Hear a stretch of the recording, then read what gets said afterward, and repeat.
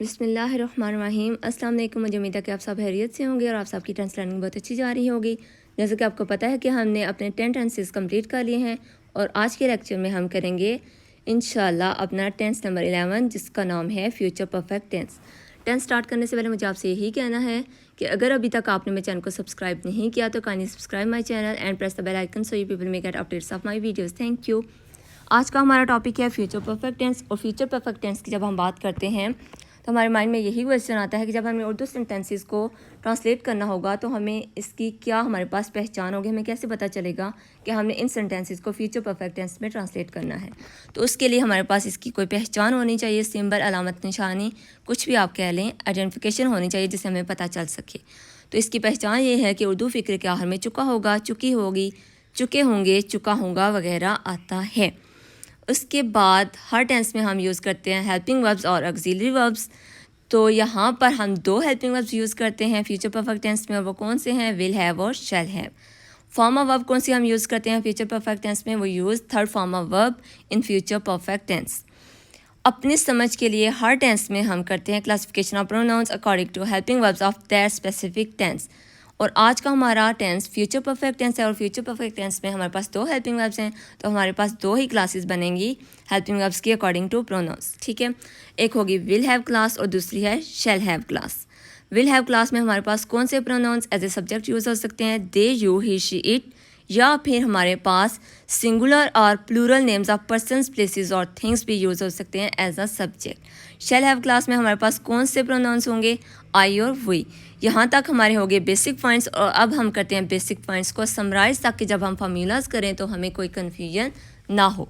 सबसे पहले ये बात होती है कि how we can identify future perfect tense in Urdu sentences when we have to translate them into English. तो उसके लिए हम अपने माइंड में इसकी आइडेंटिफिकेशन रख लेते हैं कि उर्दू फ़िक्र के आखिर में चुका होगा, चुकी होगी, चुके होंगे, चुका होगा वगैरह आता है। अमदादी अफ़ाल कौन से यूज़ होते हैं? वो use will have and shall have as helping verbs in future perfect tense. यानी कि विल हैव और शैल हैव अमदादी अफ़ाल इस्तेमाल होते हैं फ्यूचर परफेक्ट टेंस में। फॉर्म ऑफ वर्ब कौन सी इस्तेमाल होती है जी? Third form of verb is used in future perfect tense which is also called V3। Classification of pronouns according to helping verbs हम अपनी समझ के लिए हर टेंस में ऐसे करते हैं। तो यहाँ पर classification of pronouns according to helping verbs is so simple because in future perfect tense we have only two helping verbs which are will have and shall have. will have class में हमारे पास कौन से pronouns as a subject use हो सकते हैं? They, you, he, she, it, या फिर हमारे पास सिंगुलर और plural names of persons, places और थिंग्स भी एज अ सब्जेक्ट यूज़ हो सकते हैं। शैल हैव क्लास में हमारे पास दो ही प्रोनाउंस होते हैं और वो कौन से होते हैं? आई और वी। अब हम करते हैं different formulas according to these two classes. ठीक है, simple formula for will have class. जब हमारे पास विल हैव क्लास में हमने सिंपल सेंटेंसेस बनाने होंगे तो कौन सा फार्मूला वी विल अप्लाई? तो हम ये वाला फार्मूला अप्लाई करेंगे। Subject can be any one of these, they, you, he, she, it, singular और plural names of persons, places और things, plus will plus have plus third form of verb for which I have written here V3 also plus object. यानी कि जब हमने simple formula बनाना होगा will have class में तो हम कौन सा फार्मूला अप्लाई करेंगे जी? सबसे पहले हम लिखेंगे सब्जेक्ट, और सब्जेक्ट में ये जो ब्रैकेट्स में वर्ड्स हैं इनमें से कोई एक हो सकता है। They, you, he, she, it, singular और plural names of persons, places और थिंग्स, प्लस विल प्लस है plus third form of verb जिसको आप V3 भी कह सकते हैं प्लस ऑब्जेक्ट। और अगर आपको वो वाले प्रोनाउंस अच्छे से समझ आ गए हैं जो कि विल हैव क्लास में एज ए सब्जेक्ट यूज़ होते हैं तो आप इस फार्मूला को डायरेक्ट भी कर सकते हैं ऐसे, subject plus will plus have plus V3 which means third form of verb plus object. अब इसकी करते हैं एग्जाम्पल्स। वो किताब ख़त्म कर चुके होंगे, they will have finish the book. वो वर्जिश कर चुके होंगे, they will have taken exercise. वो खाना खा चुका होगा, he will have eaten food और मील। ये हो गए हमारे विल हैव में सिंपल सेंटेंसेस। अब जब हमने शैल हैव क्लास में सिंपल सेंटेंसेस बनाने होंगे तो कौन सा फार्मूला हम अप्लाई करेंगे? Will apply this formula, subject and subject can be any one of this, I और we plus shall have plus third form of verb for which I have written here V3 plus object. और अगर आपको पता है कि शैल have class में कौन से pronouns as a subject use होते हैं तो आप ब्रैकेट्स को स्किप करके डायरेक्ट भी कर सकते हैं ऐसे, subject plus shall have plus V3 which means third form of verb plus object. Examples करते हैं हम इसकी। हम अपना काम कर चुके होंगे। We shall have done our work. मैं खाना खा चुकी होंगी। I shall have eaten food और मील। हम टीवी देख चुके होंगे। We shall have watch the TV. यहाँ तक हमने कर लिया कि जब हमने शैल हैव क्लास में सिंपल सेंटेंसेस बनाने होंगे तो हमने कौन सा फार्मूला अप्लाई करना होगा।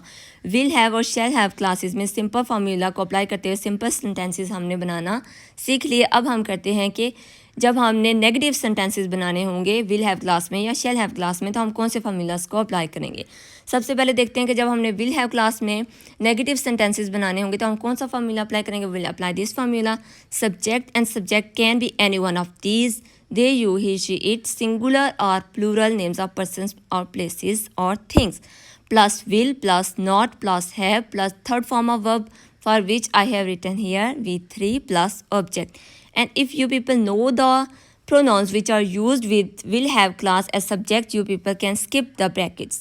And you can do it directly as subject plus will plus not plus have plus third form of verb for which I have written here, V3 plus object.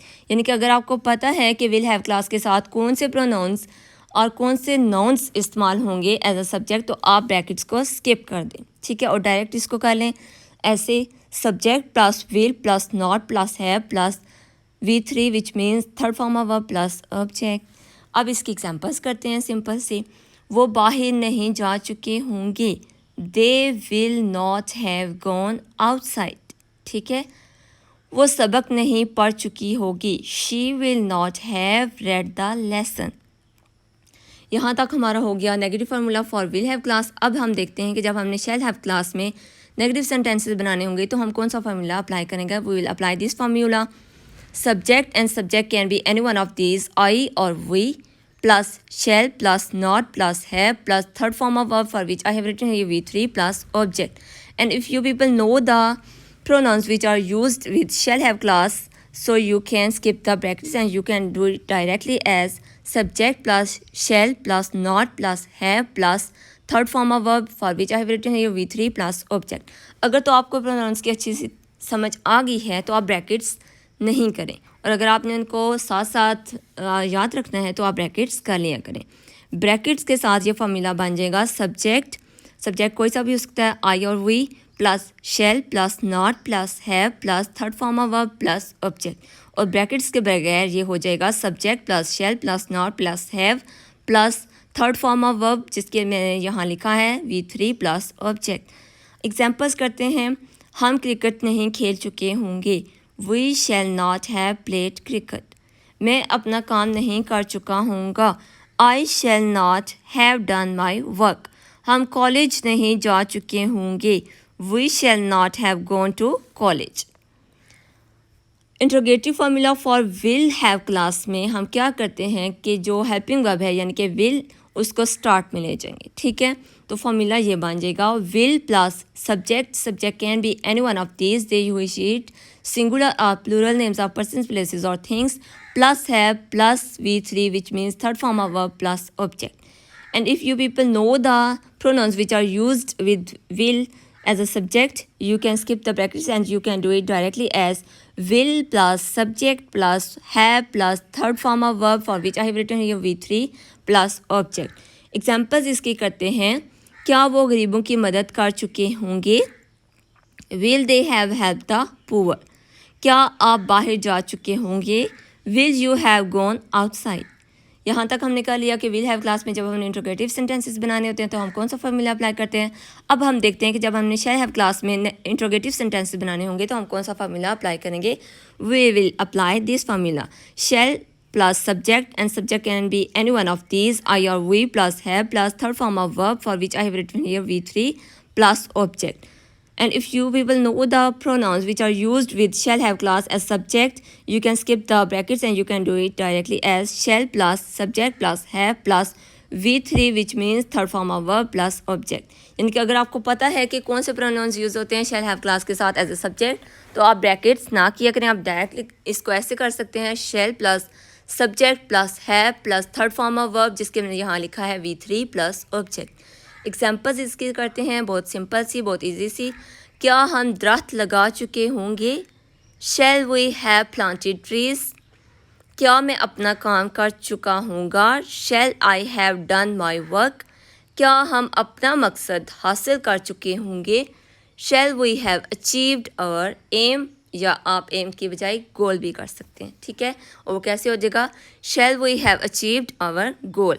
यहाँ तक हमने कर लिया अपना फार्मूला शैल हैव क्लास में interrogative sentences बनाने के लिए। आज के लेक्चर में आपने सीखा है फ्यूचर परफेक्ट टेंस। उसके सबसे पहले हमने बेसिक पॉइंट्स किए और बेसिक पॉइंट्स को अच्छी तरह समझने के बाद हमने उसकी सिंपल नेगेटिव और इंट्रोगेटिव सेंटेंसेस बनाना सीखे हैं। और अब आपने नेक्स्ट टेंस से पहले इसकी बहुत अच्छी तरह प्रैक्टिस करनी है ताकि आपको ये टेंस बहुत अच्छी तरह समझ आ जाए। अल्लाह हाफ़िज़।